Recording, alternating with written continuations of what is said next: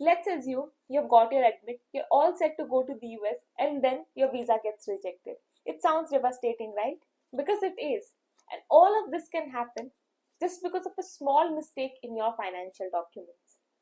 Because the visa officers don't care how much money you have, they care how you show it. And that's where an education loan done right makes all the difference. In this video, I'll be sharing with you all how you can get visa approved education loan and why Gangdhan is the smartest platform to do so. So let's get started. The first thing that we'll be discussing about is why financial proof matters.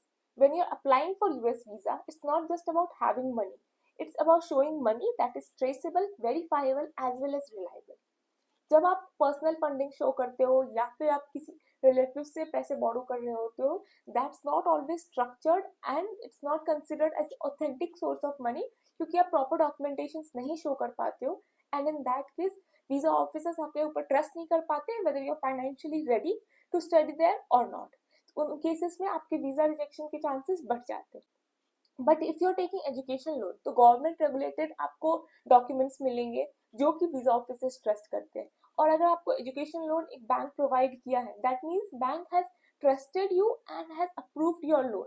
उस case में visa officers को भी ऐसा believe होता है कि now they can trust you and you are financially ready to study in the US as well as live over there. And specially अगर आपका लोन ज्ञानगन जैसे प्लेटफॉर्म से अरेंज किया गया है जो कि सिर्फ और सिर्फ एम्बेसी अप्रूव लेंडर से ही कॉन्टैक्ट में रहता है तो आपका चांस बहुत ही हाई हो जाता है वीजा एक्सेप्ट होने का. Secondly we should discuss about how can you secure a visa friendly education loan. हम सबको पता है इंडिया में एजुकेशन लोन या फिर एज सच कोई सा भी लोन लेना कितना डिफिकल्ट हो जाता है क्योंकि डॉक्यूमेंट सबमिट करना एक बार में बैंक डॉक्यूमेंट्स की सारी डिटेल्स भी नहीं बताते, आपको बहुत बार जाके डॉक्यूमेंट सबमिट करना पड़ता है और आपका जब लोन मिल गया आपको फिर भी आप श्योर नहीं होते हो कि आपको बेस्ट इंटरेस्ट रेट पे लोन मिला है या नहीं. And that's where Gyandhan comes into picture. I have given link in the description, just go to that link, अपना बेसिक डिटेल्स डालो और जैसे ही आप अपना डिटेल्स डालोगे आपको ये पता चल जाएगा whether you are eligible for a loan और नॉट. और डिटेल्स भी आपको बस बेसिक इतना ही बताना है कि आपके पास कॉलेज की ऑफर लेटर है या नहीं है. और अगर नहीं है ऑफर लेटर तो आपको अपना स्टेटस बताना होगा कि आपने अप्लाई किया है और योर अवेटिंग रिस्पॉन्स, या फिर अब आपने कॉलेज शॉर्टलिस्ट किया है बट अभी तक अप्लाई नहीं किया. इतना बता दो तो फिर आपको पता चल जाएगा कि आप लोन के लिए एलिजिबल हो या नहीं. Most of the students are eligible for a loan और फिर after 1 or 2 hours Gyandhan counsellors will give you a call.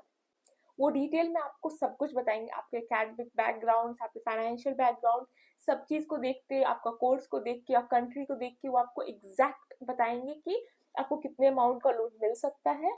They will go on behalf of you and bargain with the banks और उसके बाद वो आपके पास ऑप्शंस देंगे जिसमें से आपको चूज करना पड़ेगा कि आपको कौन सा लोन चाहिए.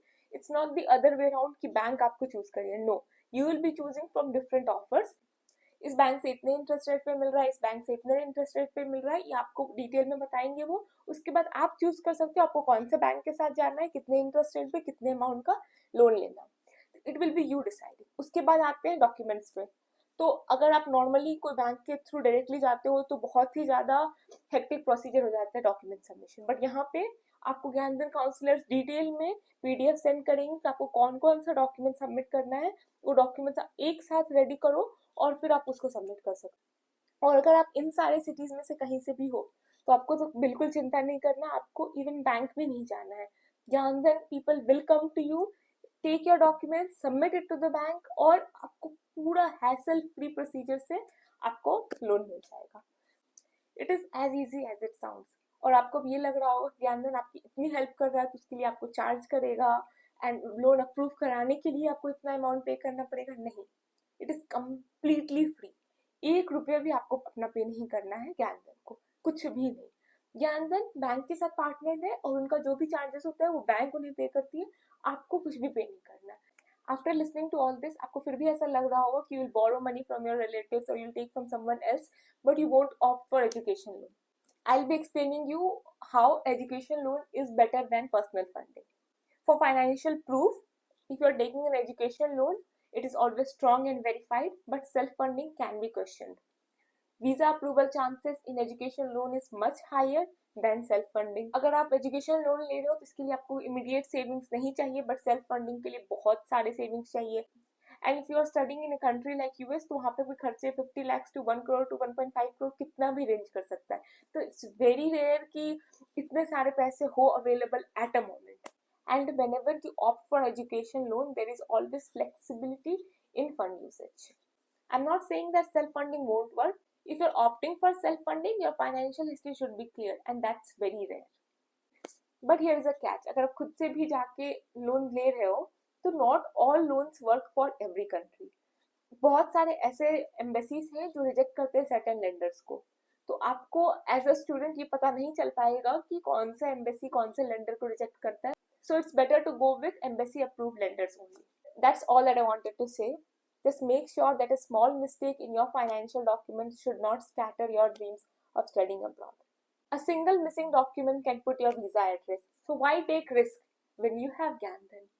And just so you know, Gandhan has helped more than 25,000 students and disbursed 8,000 crores in education loans. And that's a serious experience. That's all for this video. If you like the video, like, share and subscribe. Bye bye.